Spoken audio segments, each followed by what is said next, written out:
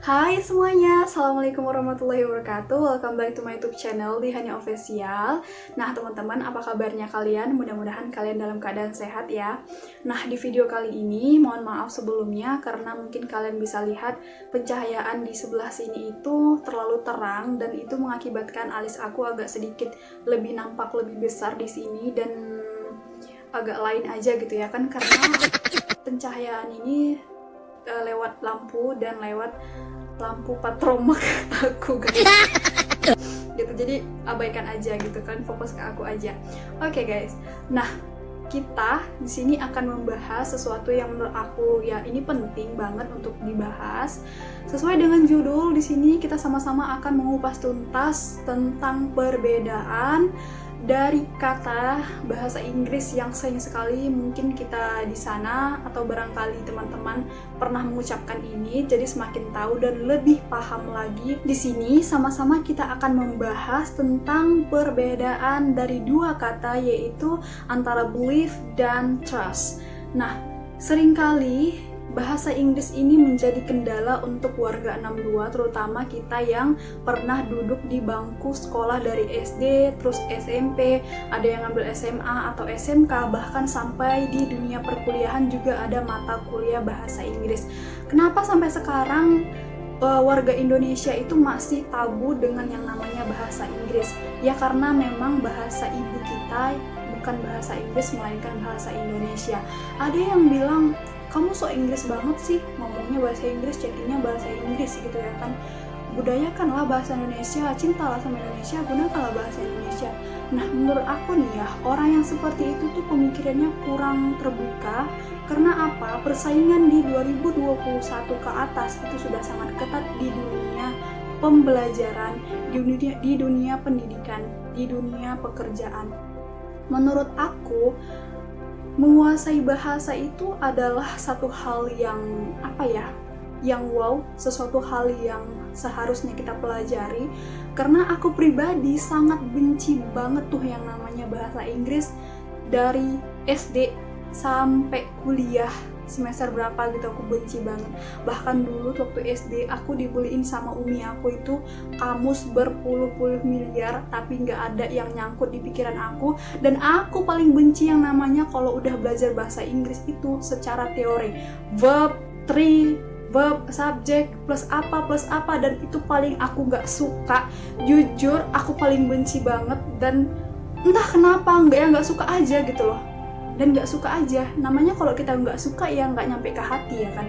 Apapun yang disampaikan guru itu nggak bakalan nyangkut di pikiran kita, di hati kita. Ya udah, sebatas di kelas aja guru menjelaskan, terus kita keluar dari kelas udah lupa lagi gitu ya kan. Itulah yang menjadi permasalahan sekarang di dunia pendidikan. Bahasa itu sudah menjadi hal yang hal yang kurang diperhatikan lagi oleh para pelajar di Indonesia. Menurut aku, menguasai bahasa minimal satu bahasa aja, bahasa Inggris. Walaupun bahasa Inggris kita itu nggak bagus-bagus banget, ya setidaknya kalau kita memperkenalkan diri, ketika kita tanya sama orang, kita itu memahami, kita itu bisa setidaknya gitu teman-teman. Itu penting buat aku. Oke teman-teman, jadi buat teman-teman di luar sana yang mungkin pengen banget nguasain bahasa minimal satu bahasa aja, kalian gak usah malu, kalian gak usah ngedown ketika ada temen yang bilang so Inggris banget kamu, belum pandai ya, grammarnya mesti berserakan, mesti berantakan ya, so-soan. Kalian gak usah mikirkan itu guys. Selangkah lebih maju daripada teman-teman kalian itu adalah sesuatu hal yang udah luar biasa banget gitu guys. Oke, langsung aja mungkin opening job-jobnya sampai di sini dulu. Nanti kita akan ngebahas banyak banget ke depan tentang bahasa Inggris lah. Jujur sebenarnya aku bukan guru bahasa Inggris, dan bahasa Inggris aku juga bukan 100% perfect gitu kan. Cuman ya setidaknya aku sudah bisa berkomunikasi dengan teman-teman aku yang di luar gitu kan, supaya itu keperluan untuk kita sendiri juga. Misalnya nih, kita ada panggilan kerja, terus teman kerja kita juga ada orang luar, kita juga bisa briefing dan kita bisa paham apa yang mereka sampaikan. Aku sih gunanya untuk diri aku sendiri aja gitu. I don't care apa yang mereka bilang kayak gitu guys. Oke ya, kita langsung aja kita bahas sama-sama di sini di video kali ini. Mudah-mudahan ini bisa bermanfaat, dan kalau ada yang kurang ya mohon maaf dan mohon dikoreksi di komentar dengan baik dan benar. Ya, tujuan aku buat video ini sih supaya lebih meng-up teman-teman, supaya lebih semangat aja sih untuk belajar. Jadi kita nggak harus menguasai bahasa Indonesia aja, minimal 2 bahasa ya kan, yaitu bahasa Inggris dan kalau bisa itu bahasa Arab sih terutama ya kan. Kalau untuk bahasa Arab sih kayaknya coming soon, walaupun sebenarnya bahasa itu sangat penting ya, seharusnya kita bahas di luar dan kita pelajari gitu. Oke teman-teman, langsung aja kita bahas perbedaan kata believe dan trust. Nah, ini sering banget keliru cara penyampaiannya gitu. Antara kata believe dan trust ini adalah 2 kata yang sama tapi memiliki pemahaman dan makna yang berbeda. Sama-sama artinya percaya, berharap, terus yang hanya membedakannya itu adalah di trust-nya aja. Tapi kalau di kata believe, dia itu lebih kayak secara umum aja. Tapi kalau dia di trust, dia lebih dalam aja pemahamannya. Dia lebih bertujuan kepada harapan, kemudian keyakinan. Nah, aku kasih contoh bacaan believe dari kalimat believe ini. Aku kasih contoh biar teman-teman lebih paham lagi. Nah, aku akan kasih contoh satu supaya teman-teman bisa membedakan antara believe dan trust. Oke, contohnya aku kasih di sini. Oke. Bisa sama-sama kita baca, dan cara pengucapan atau pronunciation-nya teman-teman bisa ikutin. Oke, sama-sama kita baca ya. I believe I can do it. I believe I can do it. Nah, I believe I can do it itu artinya nggak mesti harus monoton. Aku percaya aku bisa menyelesaikan itu. Itu arti yang pertama bisa digunakan. Yang kedua, I believe I can do it. Aku percaya aku bisa melakukan itu. Nah, sebenarnya kata bahasa Inggris itu nggak mesti harus berpatokan pada huruf-hurufnya masing-masing. Teman-teman bisa meluaskan maknanya. Yang penting teman-teman itu paham. Nah, di sini kenapa aku bilang I believe I can do it. Nah, ini adalah contoh dari kata believe itu sendiri, teman-teman. Terus contohnya kalau misalnya believe-nya kita hapus, kita ganti dengan trust, itu menurut aku kayak janggal aja gitu loh ngomongnya. Kita coba ya. I trust I can do it, kan agak lebih janggal dan kayak gak masuk aja sebenarnya, walaupun artinya itu sama-sama percaya gitu loh. Aku percaya aku bisa menyelesaikan itu. Aku percaya loh aku bisa melakukan itu, gitu contohnya ya kan. Tapi yang lebih pantas untuk menepati posisi setelah I believe ini, setelah I adalah believe. Jadi teman-teman jangan pernah menggunakan kata trust ya, supaya teman-teman lebih paham. Oke, sekali lagi cara pengucapannya kita sama-sama belajar ya. Oke ya, 1, 2, 3. I believe I can do it. I believe I can do it. I believe I can do it.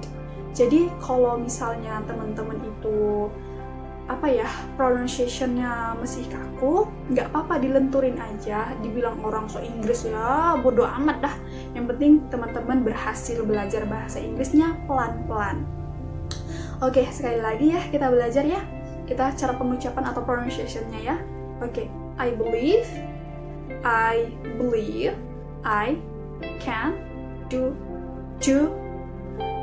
Sebenarnya tulisannya kan do gitu ya kan, do, tapi kalau bahasa Indonesianya kan dibaca do gitu kan, tapi kalau dalam bahasa Inggris adalah do.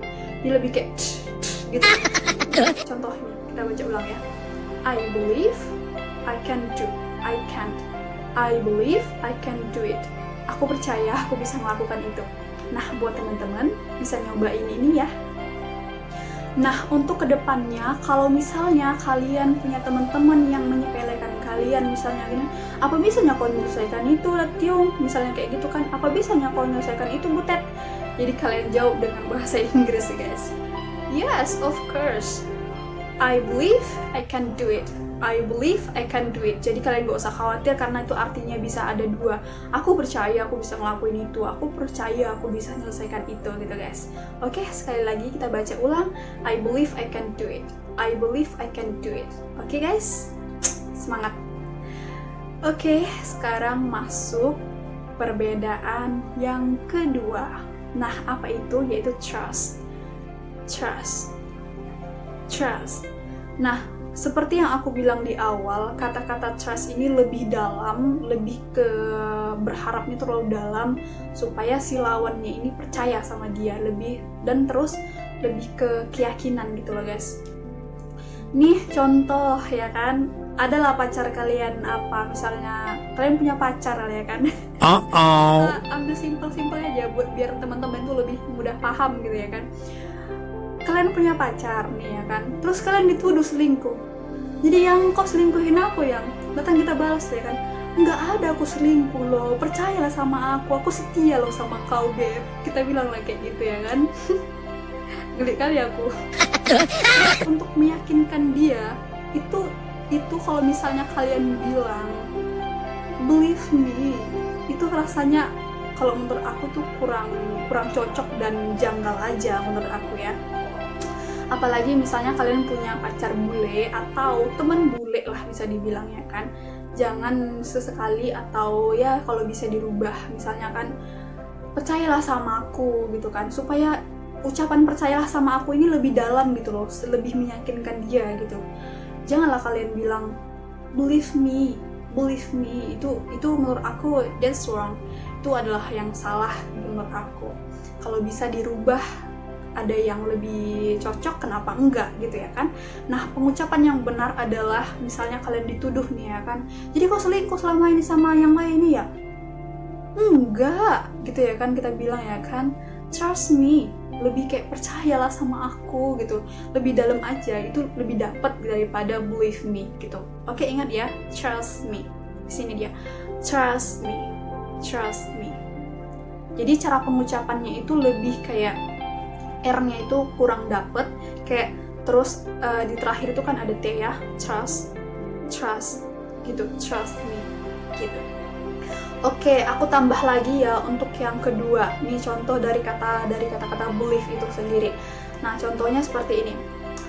Kalau ada nih orang atau pacar kalian atau siapapun lah yang bilang sama kalian, aku udah nggak percaya lagi lah sama kau, sama keluarga kau tuh keluarga pembohong misalnya kayak gitu kan, aku udah sakit hati kali lah misalnya kayak gitu lah ya kan. Ada teman kalian yang bilang sama kalian kayak gitu, kalian bisa jawab, ini sebagai contoh aja sih sebenarnya ya kan, biar teman-teman lebih enjoy dan lebih asik aja kayak gitu. Why you can't believe me? Nah, itu contohnya. Why you can't believe me? Why you can't believe me? Jadi can't itu kan ada T terakhir dan ada tanda petik. Itu cara pengucapannya itu bukan I cannot gitu ya, tapi I can't. Itu lebih kayak T-nya itu disamarkan. Tapi kalau misalnya can itu kan artinya kan bisa ya kan. Kemudian ditambah T-nya itu nggak bisa atau dan tidak gitu. Jadi kalian bisa baca I can't. Kalau ada CACN-nya aja itu I can gitu. Jadi aku bisa. Jadi kalau misalnya ditambah T di belakang itu I can't believe to you. Misalnya aku nggak bisa percaya lagi sama kau kayak gitu, contoh ya kan. Oke, contoh yang kedua yaitu contoh dari trust. Oke, teman-teman, kita lanjut lagi. Di sini aku mau ngasih contoh yang kedua dari kata-kata trust. Jadi teman-teman sebenarnya bisa sih mengembangkan kosakata ini menjadi kalimat-kalimat yang luas dari kata-kata believe dan trust. Jadi nggak mentok sampai yang aku kasih contoh tadi. Nah, lanjut aja langsung ke contoh yang keduanya dari kata trust itu. Oke, lanjut. Nanti aku kasih di sini. Oke. Contohnya, can you trust me and my family? Contohnya kayak gitu kan, bisakah kau percaya sama aku dan keluargaku gitu kan. Jadi sebenarnya kalau misalnya kita tambahkan atau kita ganti dengan kata-kata can you believe me, sebenarnya cocok aja. Artinya itu bisakah kau percaya, karena artinya itu memang sama-sama percaya. Tapi rasa aku memang kayak kurang pantas gitu ya kan. Lebih ada yang lebih pantas, yaitu trust itu tadi teman-teman. Jadi intinya buat kalian yang kurang paham sekarang jadi lebih paham ya. Kalau believe itu secara umum aja. Misalnya kan can I believe you, atau contoh yang lain, contohnya misalnya I believe I can do it. Contohnya kayak gitu kan, aku percaya kalau aku bisa ngerjain itu, aku percaya kalau aku bisa nyelesaikan itu, secara umum aja. Tapi kalau dia trust itu lebih kayak dalam aja gitu loh, supaya ungkapan yang lebih meyakinkan gitu teman-teman. Ya seperti itu pembahasan kali ini, mudah-mudahan ini bisa membantu lah ya. Setidaknya sebenarnya sih apa ya, menurut aku bahasa Inggris ini nggak sulit sebenarnya, cuman kita aja sih yang terkadang males kan. Ya gitulah teman-teman, semangat aja deh belajarnya. Minimal sih 1 hari itu ada 5 kosakata yang kalian kuasai gitu. Oke, kedepannya nanti kita sama-sama akan bahas lagi, mungkin ada lain waktu kita akan membahas seputar bahasa Inggris. Itu tadi teman-teman, sekian dan terima kasih atas segala perhatiannya. Kalau kalian suka dengan video ini, jangan lupa dukung terus channel ini supaya terus berkembang dan berbagi ke kalian semua. Oke, jangan lupa untuk like, subscribe, dan komen di bawah ini, karena semua itu gratis supaya aku lebih semangat lagi buat channelnya untuk kalian semua guys. Oke, sekian dan terima kasih atas semuanya, atas cinta kalian yang mendukung aku guys. Oke ya, sampai di sini. Assalamualaikum warahmatullahi wabarakatuh.